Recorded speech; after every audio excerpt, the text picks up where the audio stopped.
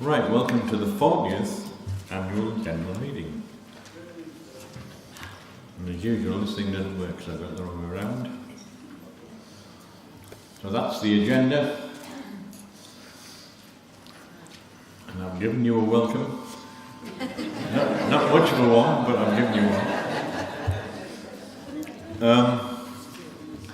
Under custom, as I am to public speaking, it won't be pretty. So we'll start with apologies for absence.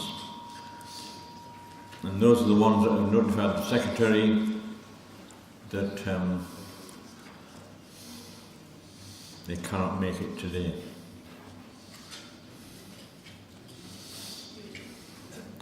Everybody happy with that? Good.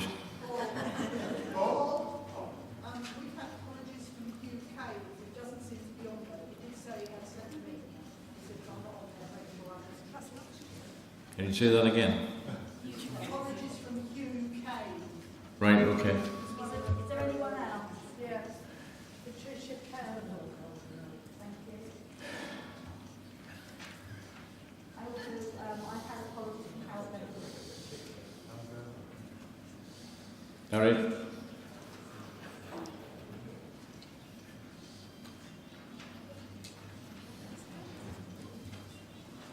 Right, minutes of the previous meeting, which you all should have a copy of. Can I have a show? Have we got a proposal first, I suppose?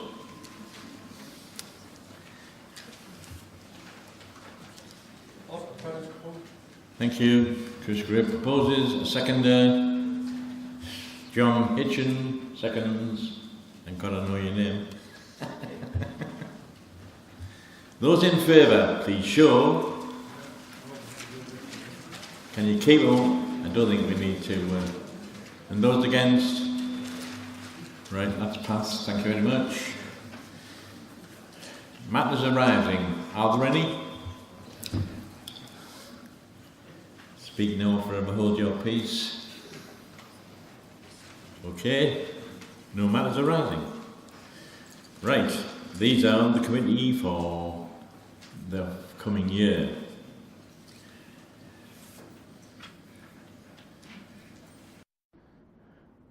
And we have yet to decide who's going to do what. We'll do that lunchtime today, and I will, well, the new chairman will tell you who's doing what.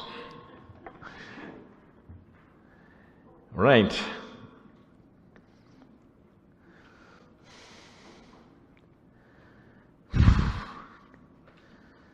Has anybody read the Trustees' report? 1, 2. It's on the website. Been there for at least 7 days. We've had trouble. We have trouble every year when the AGM happens in March, because it's got to go through the financial examiner. And they're always busy in April because it's the end of March, because it's end of the financial year for everybody. So it's always a struggle. Next year it won't be so bad, we hope.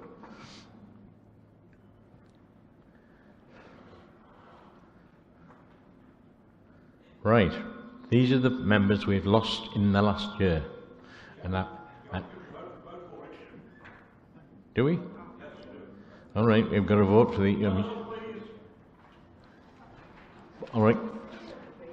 The returning officer says we've got to approve the Trustees' annual report. So those in favour, even if you haven't read it, and those against. Okay, thank you very much. Right, as I said, these are the members we've lost during the past year. Many have served on the committee in the past, and I think we should have a minute's silence just to remember them.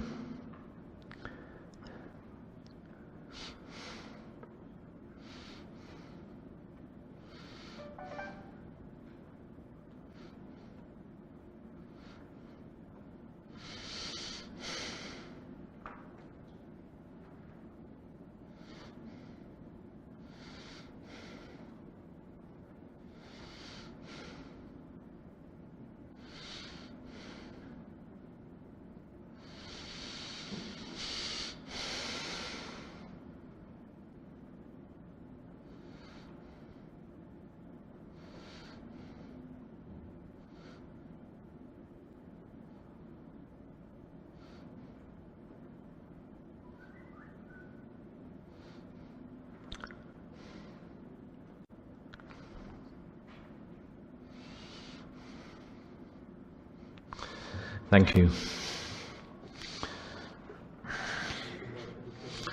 So we still are controlled in the main by the 9 trustees. We have one SEM subcommittee that runs seminars. We've got 2 teams, one runs the members' website project and one the marketing.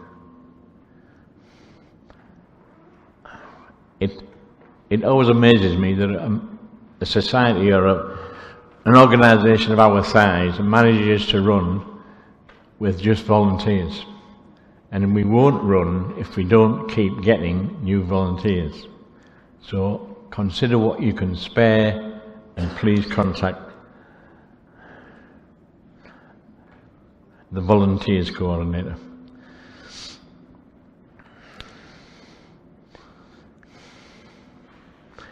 We still make mistakes.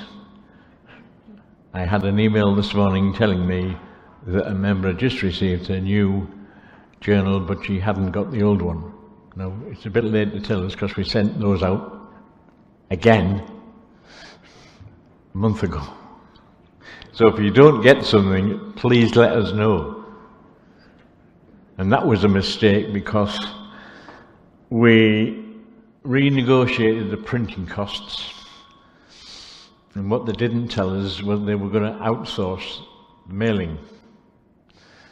And then the mailing company contacted us like 2 days before Christmas to say they needed our postal codes with the Royal Mail to send them out.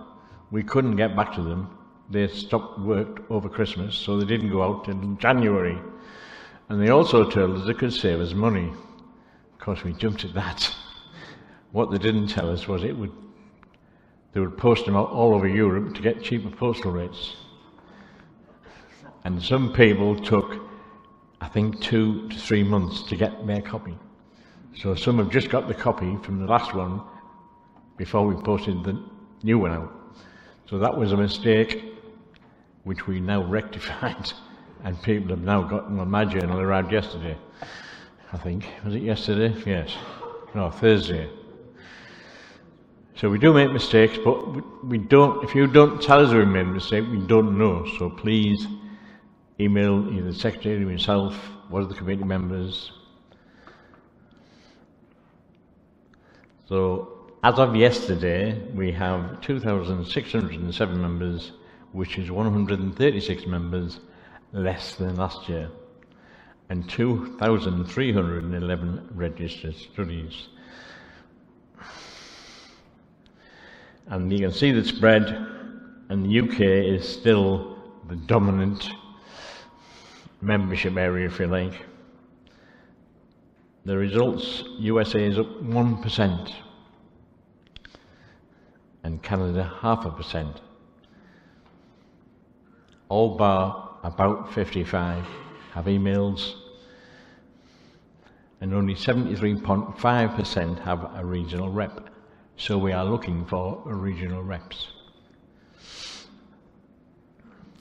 We are looking at, or the last committee we're looking at, and the new committee will be looking at how to resolve this churn we've got where we lose 200 members every year. At least 200 members every year. We've got some ideas, and you will no doubt have seen something on the suggestion board that I mentioned at the Yorkshire meeting about running some sort of induction course for new members, because we tend to send out the pack and then just leave you to it. So we need, I think, more contact with newer members. Lots of communication.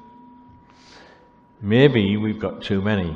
We've got the forum, the mailing list, Facebook, then we've got the chairman's newsletter, news posts on the website, Twitter, Google Plus will be no longer with us, LinkedIn and YouTube.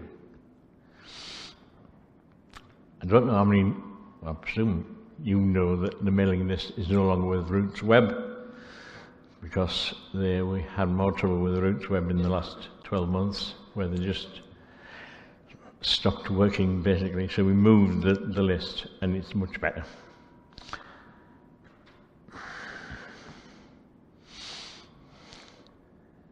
And please tell the committee your thoughts over the next 2 days, because we depend on you really to tell us what we're doing wrong. We've got, there's 9 of us and we've all got loads of ideas, but if you don't communicate, we have no idea what's going on. Right, websites, more progress. The web team, as of yesterday, was Kim, Karen, Robert Serry and Harry Hansen. Kim is now stepping down after doing a hard 4 years, and we owe her a great deal of debt, because she must have spent... Thank you. And I'd like to introduce you to the new webmaster. Would you like to stand up, Chris? This is our new webmaster as of from today.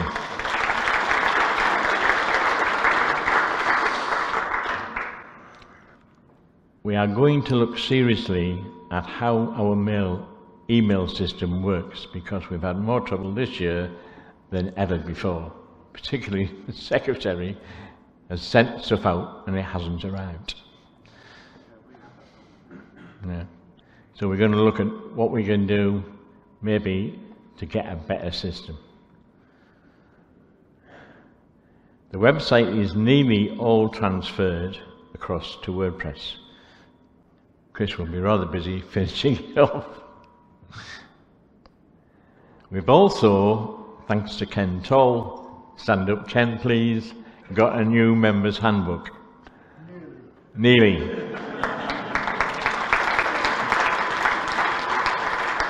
It won't be a printed version anymore, because basically if we print something it changes by the end of the next week.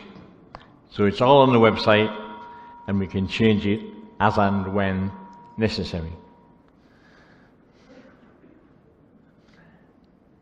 We're also, hopefully by September, going to have a new 7 pillars. Again, Julie, please stand up, because that's what she's doing.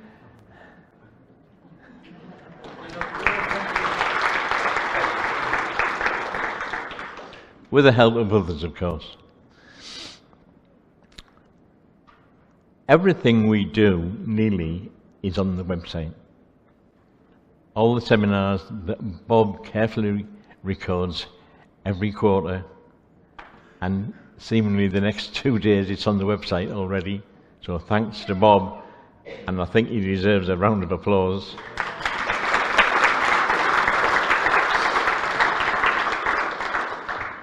So a huge thanks to all the web team for getting it all on the website.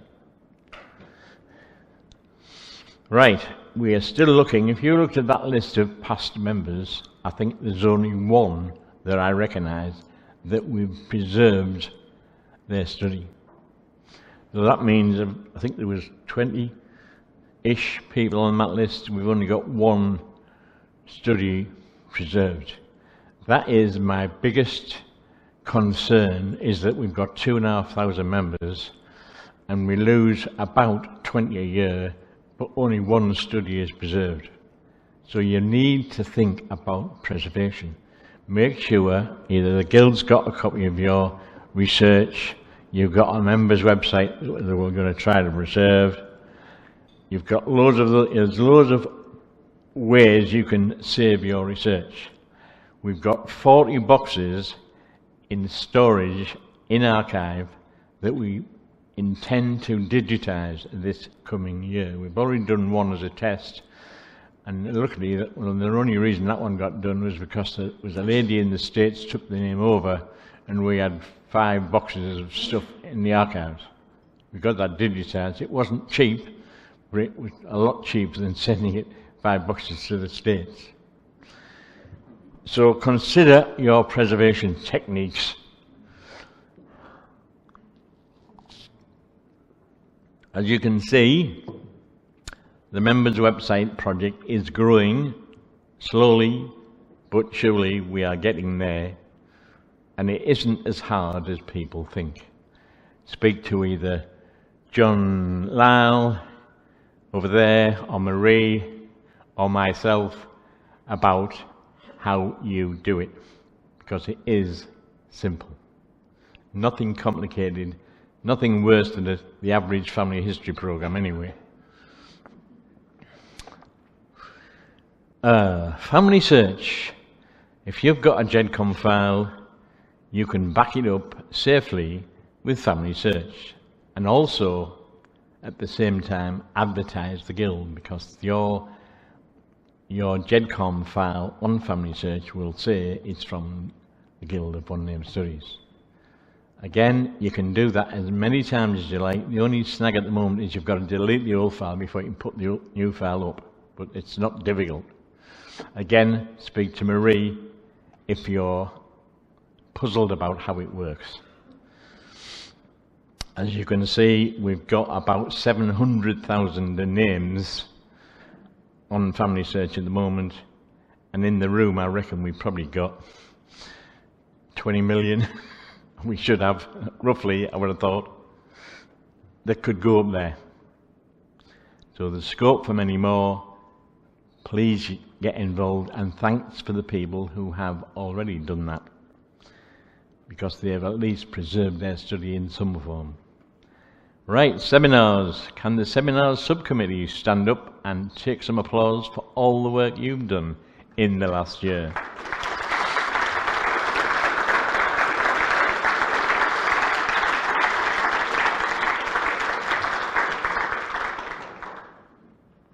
And those are the ones that they've run already, and believe it or not, they're actually planning seminars right up to 2021. The next one's in Amersham in May, and then there's one in Yorkshire that I'll be at, and then there's Industries in the Potteries in Newcastle on the Lyme in October.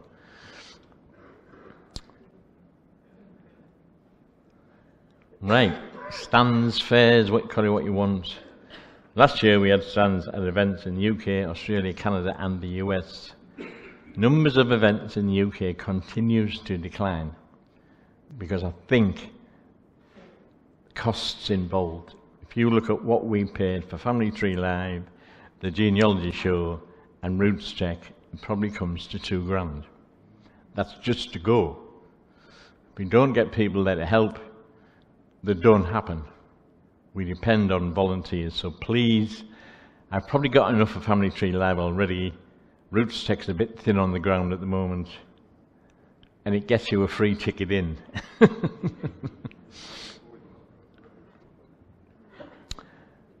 We've still got guild members speaking and promoting the guild, and you'll all have seen the biggest marketing budget, or the biggest marketing spend we've had in many years. The last copy of Family Tree Live, 18,000 copies of that went out. I've also got promise of another 800, and we paid for another 2,000 to use at fairs. So that's the biggest spend I think we've ever had. But if we don't put ourselves out there, we won't get noticed. And Marie's going to an event in, where is it?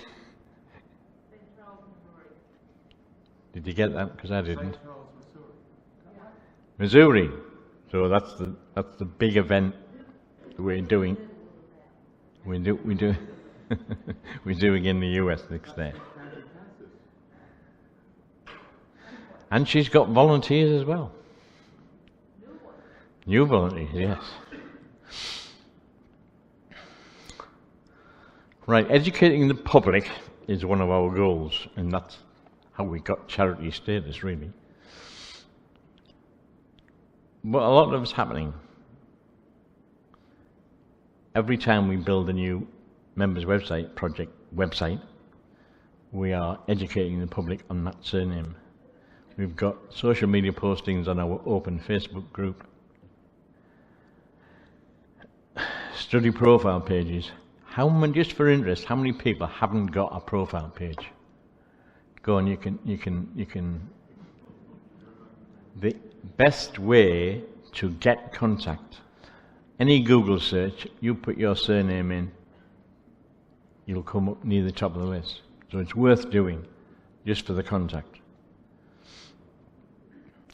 We're struggling with webinars this year. We asked for volunteers to speak about different countries and how they're researched, and we've only had 2 acceptances. So if you've got a specialty in a country, please let the webinar team know, because it won't happen if we don't get volunteers. We're even willing to pay you.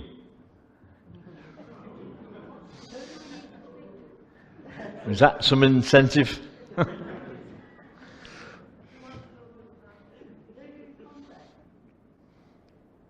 Webinars at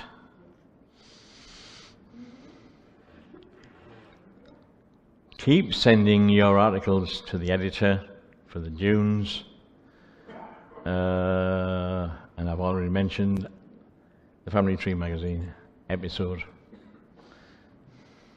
So we're hoping to do 12 this year.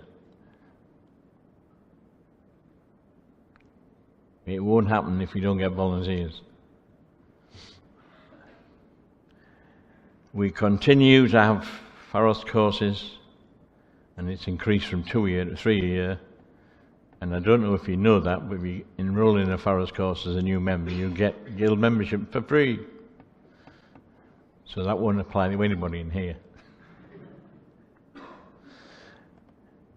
Now, Paul Howes, in charge of the Ruby project, will be talking tomorrow.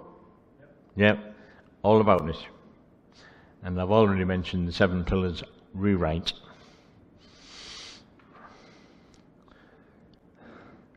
I think we all should appreciate that the chairman, the secretary, the treasurer, and all, or mainly all the committee, do a lot and give a lot to the guild. Julie spends more than 1,000 hours a year as secretary. And you've got to appreciate you don't get paid to that. And she has a full-time job as well, part-time job. So please realize that we don't always answer within 24 hours. We'll do our best to do that, but normally it takes a week. Well, that's the guidelines laid down. So don't expect immediate replies. We've all got other things in our lives as well as our studies.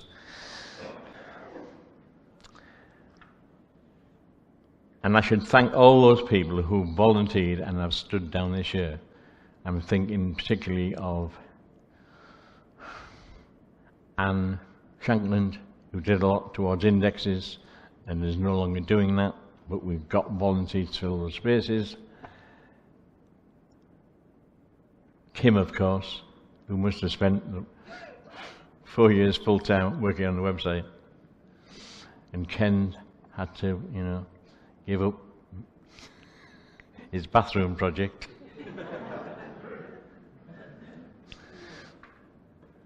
So every little helps, even if it's only an hour a week, we'll find something for you to do. The biggest problem we have, already mentioned, is the situation with regional reps. We've got a county in Southern England with 158 members that don't have a regional rep. We've got other regional reps that don't do a lot, and other regional reps that do a lot. We need more volunteers. Again, contact Karen if you think you can help. Right, it's Tracy's turn.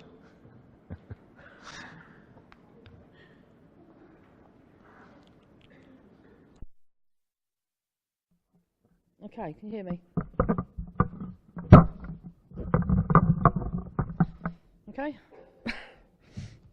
Right. The Guild has had another successful financial year.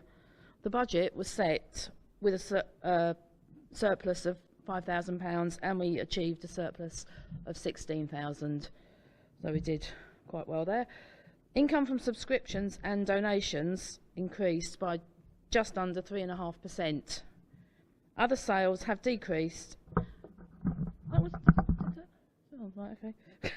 Other sales have decreased by around 18%, and this is due mainly to we've seen a sharp decline in the sales of our DNA kits, which are on sale throughout the weekend at £88 for the Y-DNA and £40 for Family Finder. So, but Conference last year actually made a modest surplus of £2,500. So we did well there to balance that. Costs continue to rise, but we as a committee continue to monitor these costs and, where possible, challenge them.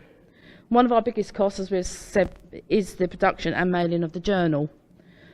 Last year, the cost of this decreased when compared to the previous year, and after negotiations, a new cost for the coming year has been agreed and should decrease this further through this current year. The mailing, though, some of that savings will be offset by the increase in the mailing costs that have just increased again. Right. Storage costs are again less than in previous years, and as Paul has said, at the moment we are storing some of the records that are to be digitised. So the money, we've set aside an amount of money to do that this year, which will then reduce our storage costs further, as we will need the less space. Right, the bank balances and reserves are healthy, and I do not see anything in the short term that will have any negative effect on this. In summary, in line with the 5-year budget, we are expecting to continue to make a surplus, and we therefore still do not envisage having to increase subscriptions in that time. We will continue to see how we can add value to your membership by continuing to provide, improve and expand our member benefits. Any questions? No? Right, I would like to propose that the accounts be accepted. Seconder? Seconder, you want seconder? Got the lady there. I don't know. All those against? No, let's.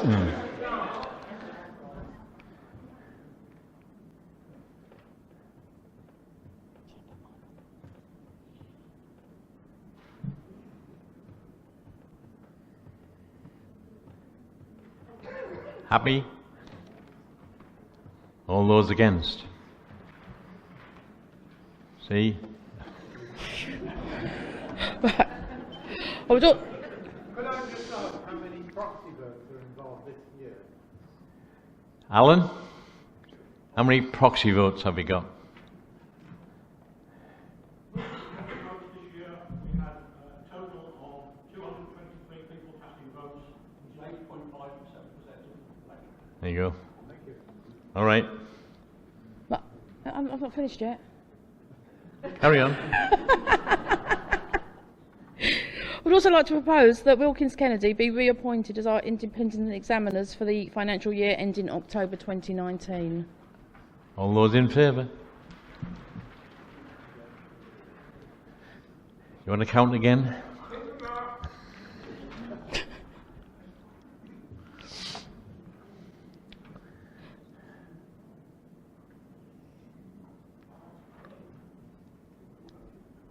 Everybody happy? Yeah, take them down. Anybody again? No, that's good. Anything else? I have nothing else. Anyone else has anything? No? Okay. Right, microphone off.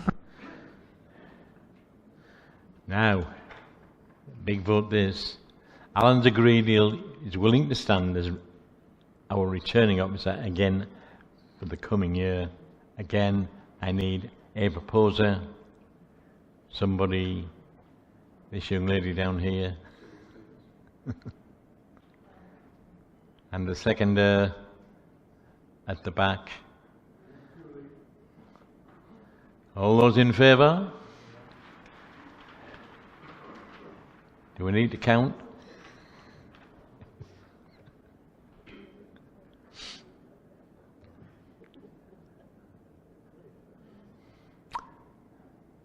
Happy? Any against? Thank you very much. You're in, Alan.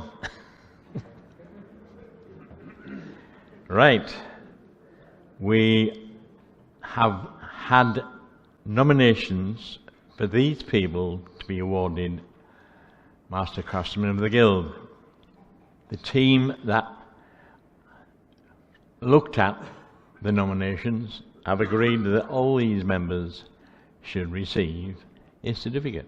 So can I have those people who are here to come out and receive their certificates?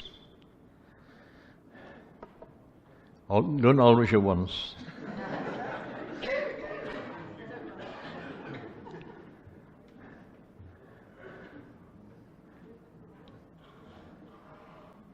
Anybody else? Where's there he is. I might put him. Don't put him down there, I can't bend that. Oh. Put them on that ledge there, but not with your water. Right, you're going to take Kim's and Tess's. Okay. You don't need to give me that thing. So we don't do these one at a time? Yeah, go on then. Oh, this is Rod's. Thank you. Congratulations. Thank you, Mr. Chairman. Turn it around so you can get.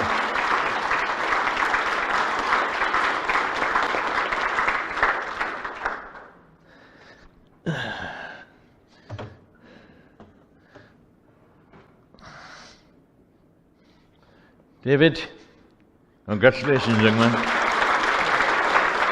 Away from the lot, you've got the lot. Gotta get it right. Just take you to one side a minute, just get the two of them and then I'll put you... All together. Right, one of you each side of Paul, please. Oh, gosh. And out of the light, because that... Yeah, so you're going to get a separate one. Right.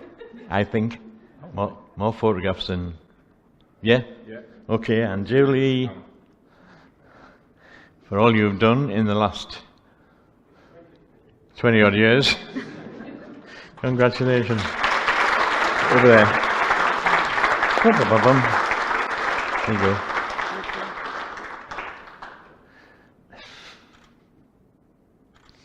Now all together. Yeah, they're all... And you don't need me in it, do you? Good. That's all right. Not under the screen now, just for the light. Sorry.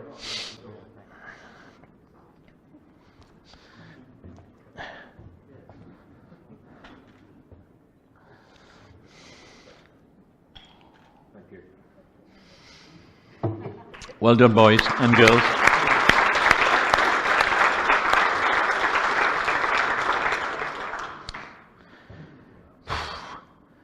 I'm worn out. Right, Guilds Awards of Excellence. Again, they are nominated and a team looks at, have we got certificates? We haven't yet. A problem with our email system, apparently. But those are the ones that are going to get a certificate eventually.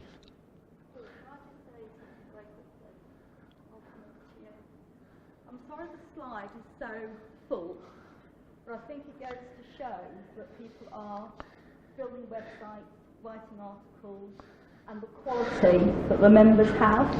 And the journal will only continue to be great if people share what they do on their studies, what they know about their studies, and the diversity of people's studies. So the slide is full because we have that much knowledge. And if we all share that knowledge, just imagine how much brilliant we can be. And we're already great, but we want to be better. So I think that's why. So I'm apologising for the slide, but I deliberately left it crammed so I could intercede. Okay. So I think they deserve a round of applause.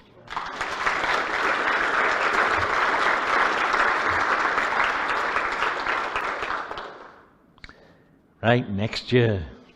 It's already booked. But a month later, nearly. Somebody said to me yesterday, what happens if it falls on the same weekend as Family Tree Live. And Family Tree Live will suffer because you won't be there. We've pushed it back nearly a month so we don't have this problem with financial reports, examiners' reports, all crushing up together. So let's hope it works next year. It's in Oxford. Somebody, yeah, go on then. Didn't somebody not contact, like, find out what their intentions were? No.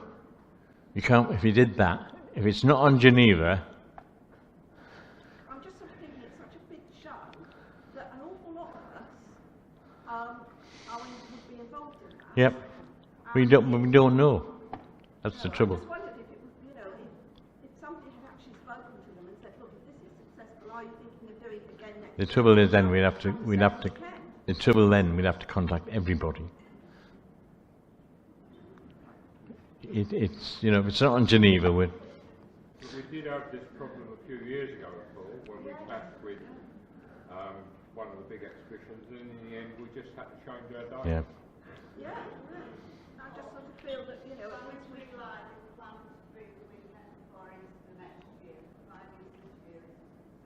It's when?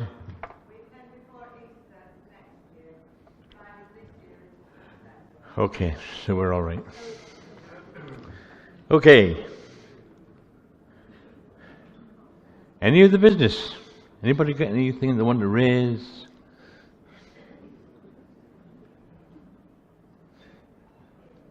No. Go on then. yes, we've lost a hundred.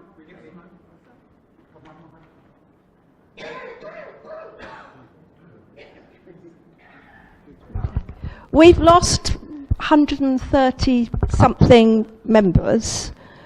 Unfortunately, 20 of those cannot, well, if those are the ones that passed away, we can't chase up. You said a lot were people that had just renewed for what hadn't renewed after the first year, but what proportion are we losing of the others? Do we know why the other ones have not renewed? We only know if they tell us. So Susan, I think, contacted them and said why, but if they don't reply, where's Susan? There we are. Have we had any? How many reasons? What's the reason they give for leaving? She asked. Do we know the reasons people leave? We know about 50% of the people that leave. They will give us a reason. But about 50% are just lapsed members. So they are people who have just failed to renew. My personal view about why they fail to renew is that sometimes they don't realise that they actually need to renew, because so many subscription sites such as Ancestry, Find My Past, etc., have an automatic renewal process. So our new members in particular don't realise that it's not an automatic renewal. My personal view is that's why our lapsed members don't always renew. We've had quite a few people who were lapsed and then came back on as members again, where they've tried to get onto the website, they've not been able to get onto the website, and they suddenly think, oh, I better renew. And we've had a higher number of those this year than in the past as well.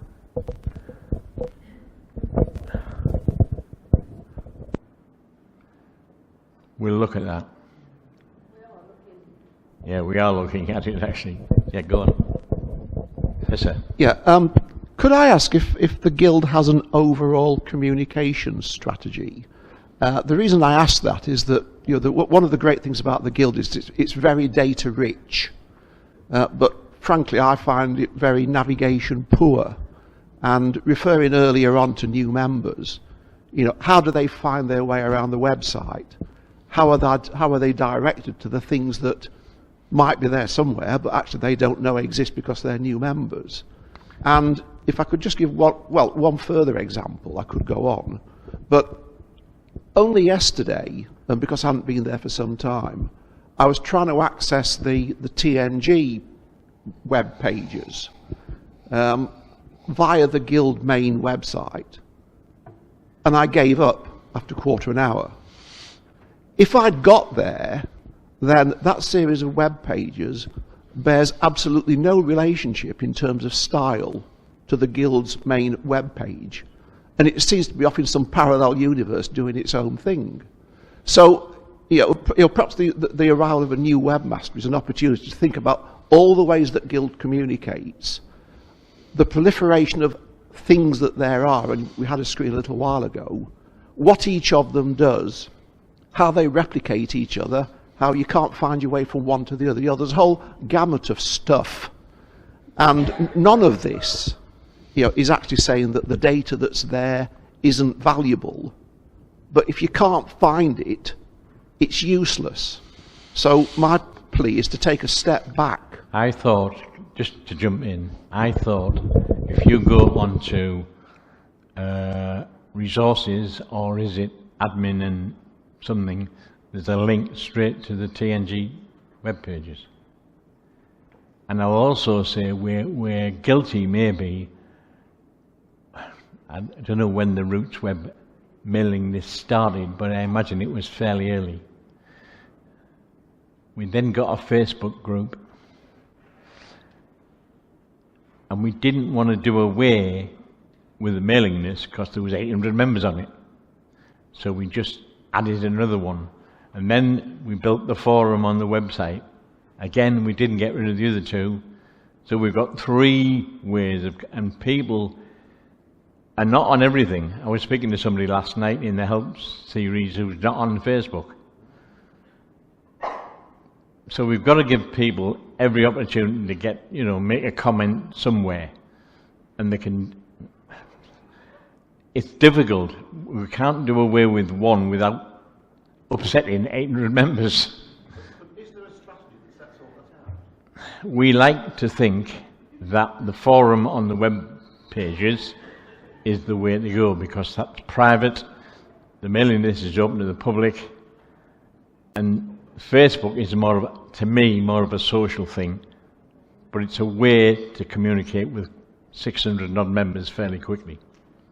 So if I'm posting something out, I'll stick it on all 3, right? And it's a pain, but at the same time, I can't see a way around it.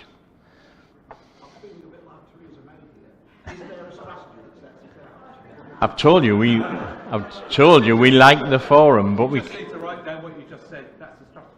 Yeah. It's just an impossible situation we're in. Unless I say, right, we'll do away with the mailing list, how many people will be upset? Quite a few. Yeah. So, we like the forum, but we've got the other ones as well. Anything else? When I took over... Can you hear me now? When I took over teaching the Pharos course, one of the things I... Just in front of your mouth. Oh God, now I feel like a pop star now, but anyway. And you wouldn't want to hear me sing, that's for sure. Oh, closer. My word. Okay, when I teach the Pharos course, one of the first things I did was I went to one of the seminar recordings that Bob had done of a presentation that Kim did to, I want to say it was one of the Cambridge seminars, and she's called it a run around the website. And I get the students on the Pharos course to view it. Not because I think they haven't looked at the website. Some people haven't, or some people just get overwhelmed with what's there. Because the one great thing we have as an organisation is the amount of knowledge that we have. So I get the students to look at that. And every time I do that, people come back to me and they say, I'm really glad you got us to rewatch that because I found stuff that I didn't know, and I tell them what they should be looking for. Now, Paul and I have talked about increasing our educational remit. And it's not just about educating the public about the Guild, it's about educating members. Because we've got members who, as Paul has said, they join us and they don't know what to expect of a one-name study. They don't know what's the best system. Not that there is a best system, there's your system. And I think that one thing we need to do is perhaps look at how we can encourage members to see what there is. But equally, we have to tell them where you can find the stuff.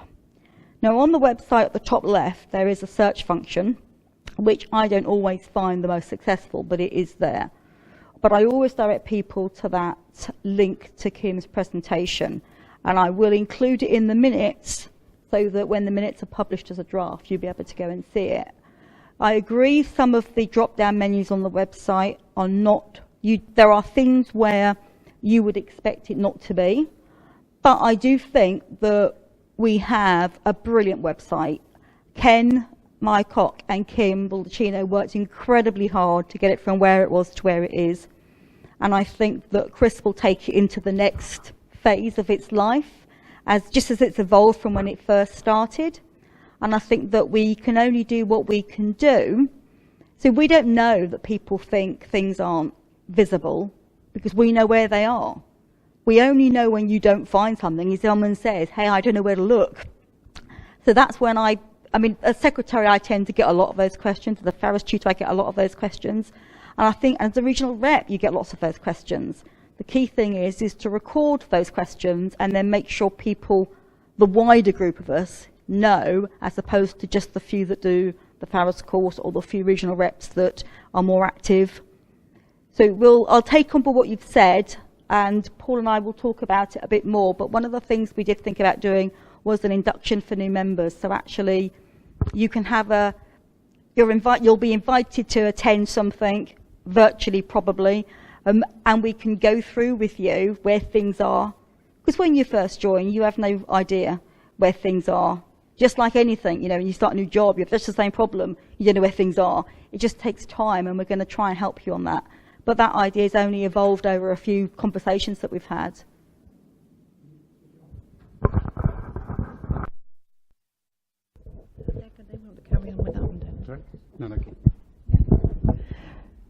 Can I say something? Right. Paul has mentioned the conference next year, which, as you see, is booked. My question is, who do you think is going to run it? The answer is, hopefully somebody is going to come along. Alan and I have done some of the preparatory steps, but you will see in your brochure that we have put something on that page that says, would anybody like to join the team to put together the programme? As Paul said, we need volunteers, and if we don't get any volunteers, then the chances are there won't perhaps be a conference. So please, can you think about it and come and talk to us over the weekend. It's not that bad, we're still alive, so, please think about it and see what you can do.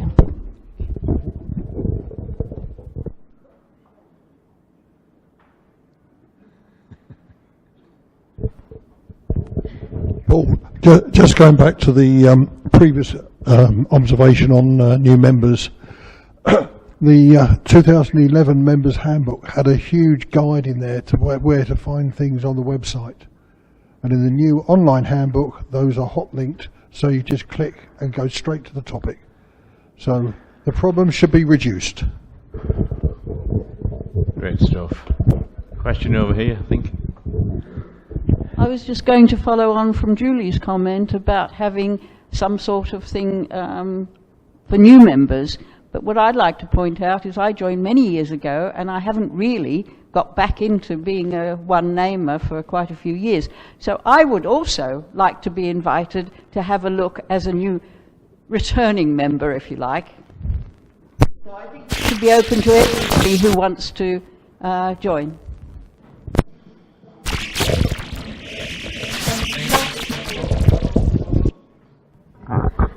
Too technical for me, this. My intention was actually it would be open to everybody, because I still can't find things. I'm the secretary. because you have these moments when you think, I don't know where it is, but I've seen it, and I just write to Kim and say, where is it? And she tells me again. But that's just the way it is. We're all human. So actually, I wouldn't see it as just being a new member. I think we would want new members to understand it, because then we'll retain them. But equally, we have existing members that sometimes need to be refreshed and reminded, because the Guild is only maybe 1/10 of our life. And you don't always spend as much time involved with the Guild as perhaps some of us. Yeah, I would say I had an email 2 weeks ago asking where a member could find what year he joined. It was 2 clicks away. You know, you need to go on and play with it, in my opinion, and you'll find all sorts of things. And as chairman, I've searched a lot, because I get some really awkward questions. Anyway, yes, one more. On the matter of communication, there's a slight missing item in the handbook, and that is where the ecumenical service is taking place. It's tomorrow morning, and it's that end, which will then be a separate room by then. So if you're coming to the ecumenical service, which is open to everybody of all faiths and none, just come down through here and into to that room there. Okay? Thank you. Thanks, David. Yes, young man, who are you over there?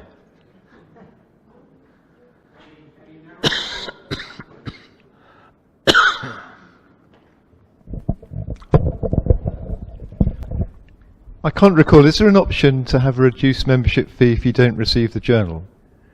Hard copy. We have talked about that and think that if we did that, it would be the way round. So if we wanted, the fee would be the same for the electronic one, and if we kept that and you want a difference, it would have to go on the ones that get the journal. So we'd have to put the price of the printed journal membership up. All right? Okay. Up, David.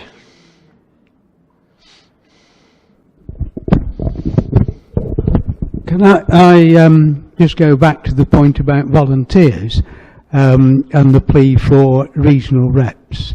I'm regional rep for Yorkshire West, and I can say it's not particularly onerous, even though I issue 4 newsletters a year and co-arrange a couple of regional meetings where we get up to 40 people. But I don't have to spend very much time doing it. So if anyone does have a little bit of time in those counties that don't have regional reps, I recommend you to volunteer to Julie. It's a great way to get to know other members, and over the last 4.5 years I've got to know a lot of other members in Yorkshire West, but also Yorkshire North and Yorkshire East. Some counties don't have very many members, so it's nigh impossible to arrange a meeting just for 10 members to have any meaning. So we combined in Yorkshire the 3 regions, and so between us we've got about getting on for 200 members. So we get about 40 bookings from those members and guests to our regional meetings. Quite a lot of the guests actually joined the Guild. I should think about half of those in the whole of Yorkshire over the last couple of years as a result of attending one of our Yorkshire regional meetings. But of course, where Yorkshire goes, others follow.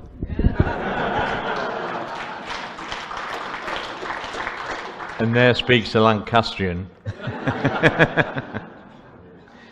Okay. Well, one more.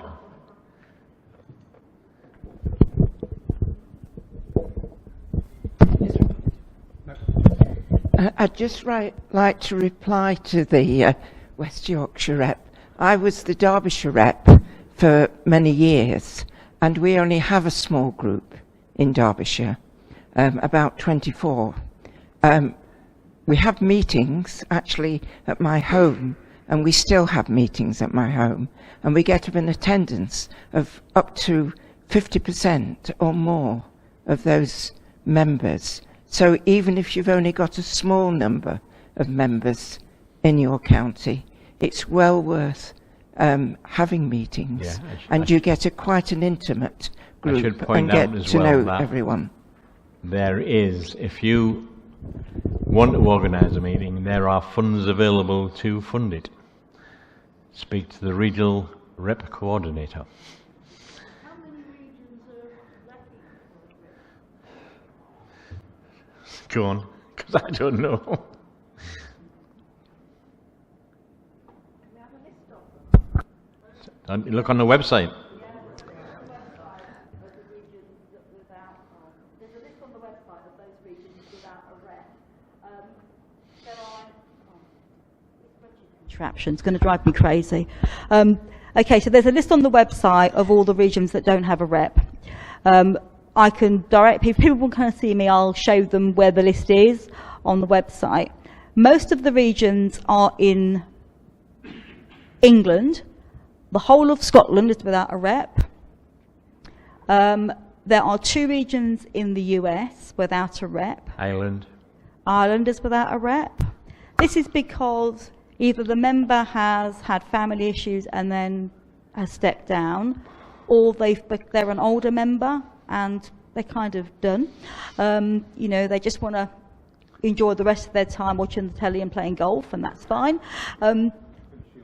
Or fishing, or finishing off their study, absolutely. And I think that we need to just accept that. But I think what we need to do is encourage people to come forward, because people think it's something big, and it's not. It can be a newsletter. I mean, Ken and Jean Toll write a brilliant newsletter every month, and it goes out to Sussex, the whole of Sussex, and they send it to Surrey, which doesn't have a rep. I'm a Surrey girl, and my home county doesn't have a rep, and I think that's really quite sad.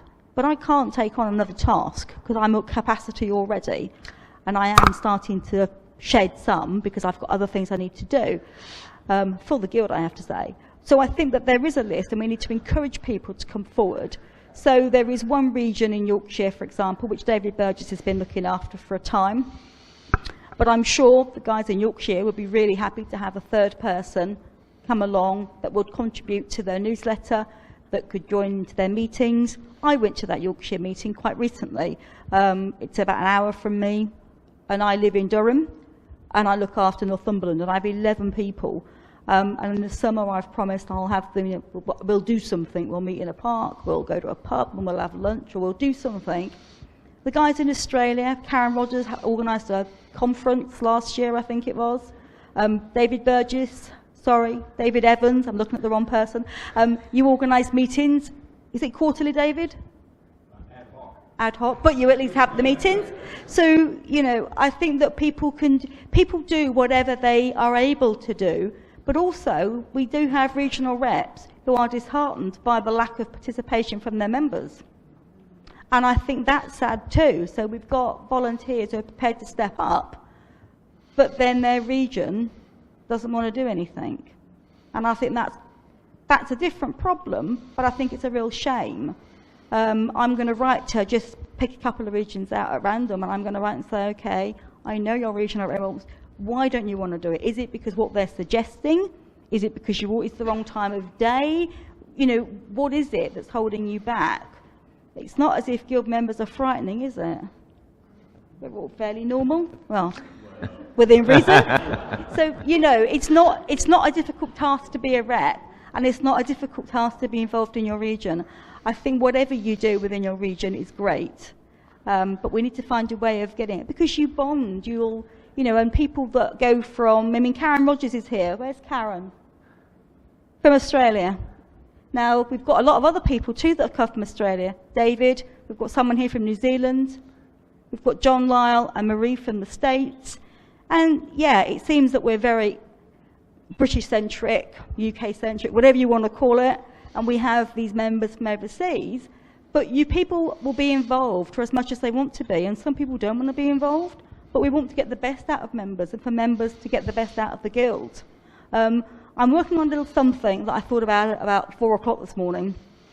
And I'm going to put it in the next journal if I can get organised enough to write it, because I want to show people what you can get for £18, which is what our membership is. I pay much more of that to another organisation, and I get virtually nothing out of it. I even have to download my journal. But anyway, so I think it's important that you only get out of something what you put in, and if people want to be a rep, you can even look after another region. If you live in one region, but you have roots to one region, you can do that. So anyone who wants to look at a region, come and see me. Cliff, did you want to say something? I do, but on a different topic. Okay, well that'll be good, because then I have to move this. Sorry, it's a related point. Wait a minute. I was just going to add that the genealogical family history world evolves faster and faster, and one of the downsides that I see in that from a number of societies I belong to is that the traditional family history societies are struggling, usually for the same reasons that we've already been put up here: shortage of volunteers, ageing membership. One society is just about to give up on meetings because there's nobody to organise them and people don't come anyway.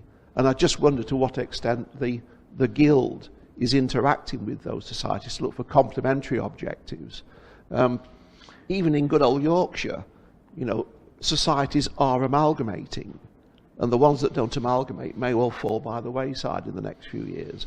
So it would be a pity to lose that if there's something that the Guild can do to help, if not maintain the society, at least maintain the objectives and the ethos that's there. I think you will find that. You want to say something, Jackie?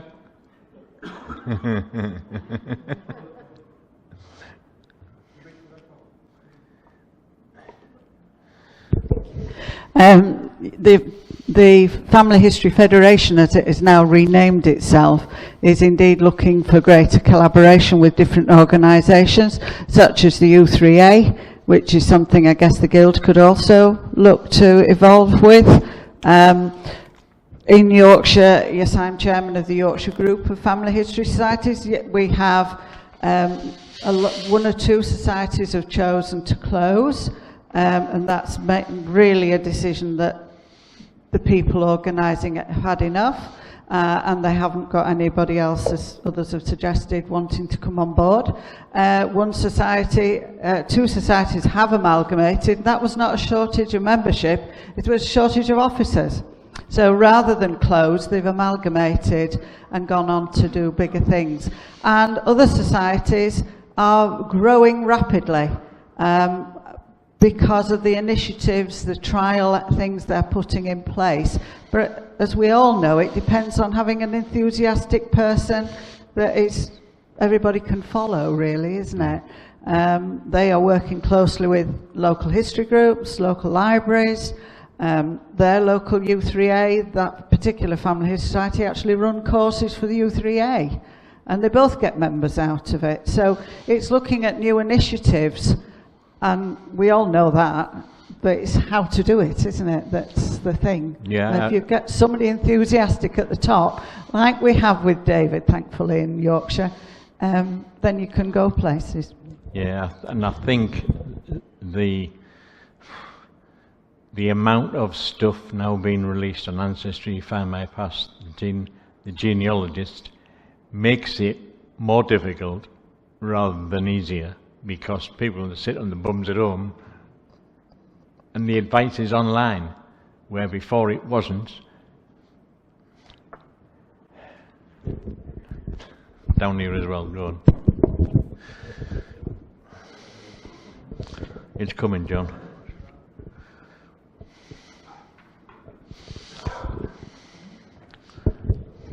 Some of us do not have cars.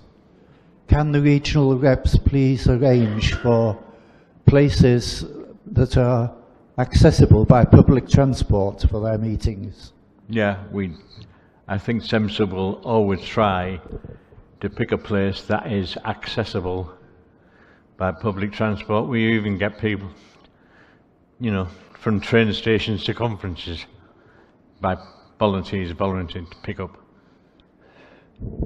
Can I say, as one of the members of in Wales, and the fact I'm miles away from anybody else in Wales that's a member, we have certainly were looking into possibly doing something more of a meet-up online, because because everybody's stuff is. It's not so bad if you live down in South Wales, but I think in North Wales there's probably only about 2 or 3 members, and it's a long, long distance for us to travel. We now have the facility to do that, and we pay heavily for it. What time's this due to end? 10:30. We're already got loads of time. Paul, can I just answer the last speaker? I'm a member of the Anglo-Italian Family History Society, and we have members all over the place, not only obviously in the UK and Italy.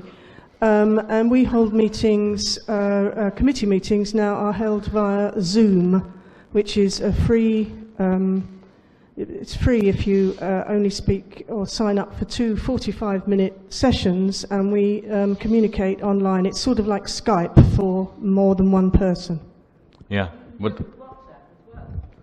yeah, I mean, the Guild have got an account with GoToMeeting, GoToWebinar that we pay for, so why not use that?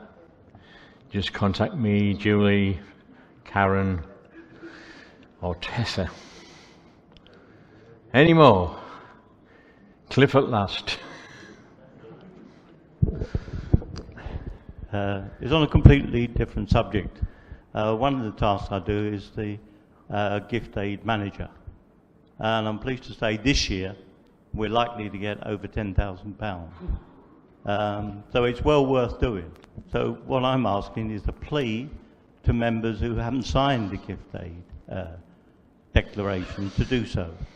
The procedure is that I write to all new members over the last 4 years who haven't either signed a gift aid declaration or informed me that they're not eligible. And if after the 4 years they haven't responded either way, I then make them ineligible. It reduces the amount of work I have to do, so it means anyone who hasn't contacted me to tell me one way or the other, they're now ineligible if they've been a member for 4 years. So 2 things: if any new member over 4 years hasn't signed a gift aid or hasn't told me that they're ineligible, please do so. Or if they've longer than 4 years and are shown as ineligible but feel they could sign a gift aid declaration, again, get in touch with me. Okay, that's fine. As And long as you pay UK tax, money coming to the Guild. Yeah. we can get some back. It's not inconsiderable. Yeah. Okay, ladies and gentlemen, I think that concludes business for the day. Now,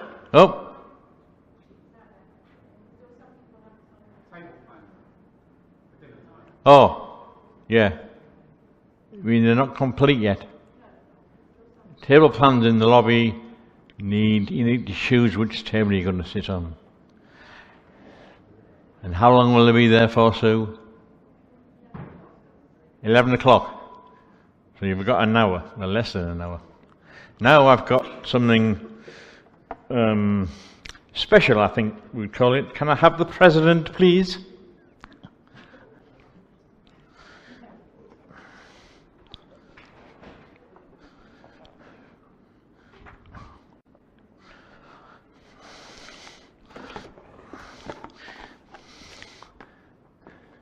We need...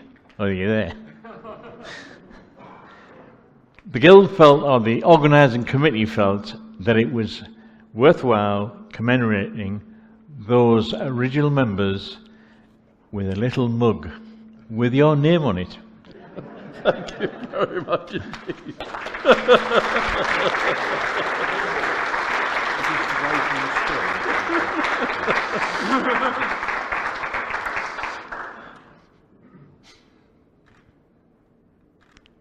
Right, and we've got one for every original member. That's good. And you're going to present them. Oh, splendid.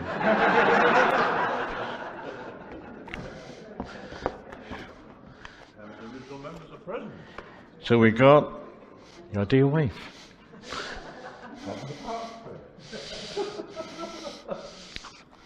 Where are you? You did bring her with you, didn't you?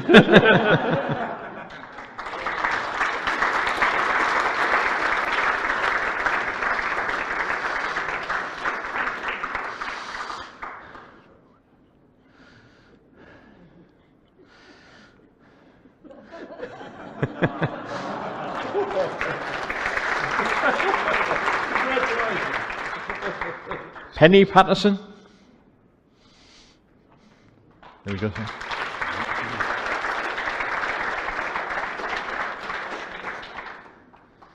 Well done, Philip Lloyd.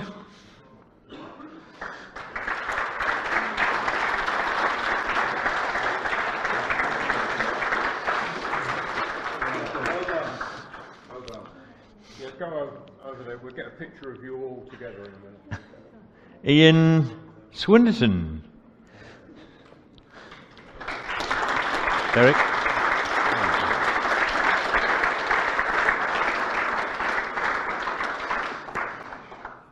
Well done, Michael Edgerton.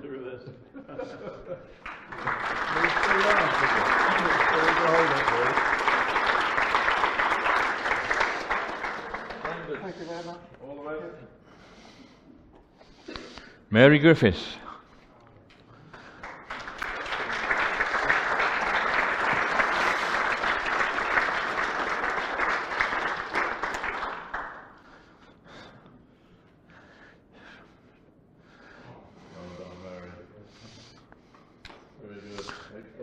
Wendy Archer.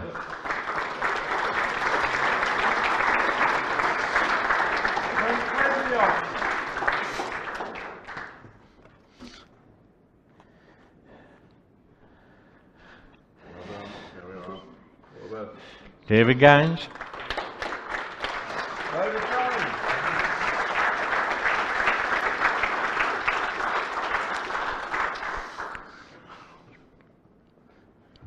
Excellent, excellent. All the best. And last, by no means the least, John Ash. John Ash.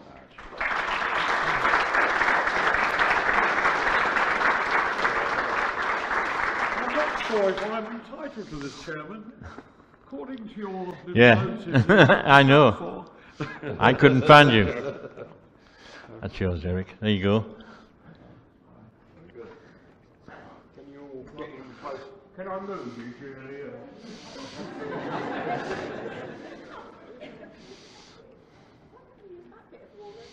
Yeah, I was just thinking that.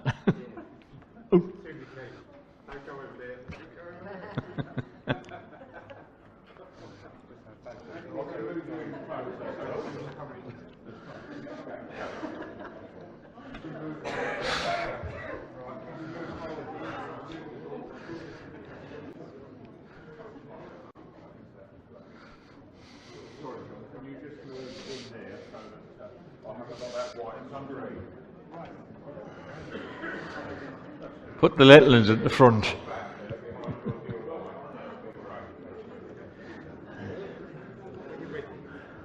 If you just click that button, it will switch it back on again. All right? You've done it again. That's Oh, it. no, exactly, yeah. We've done it. If you can get in as close as you can,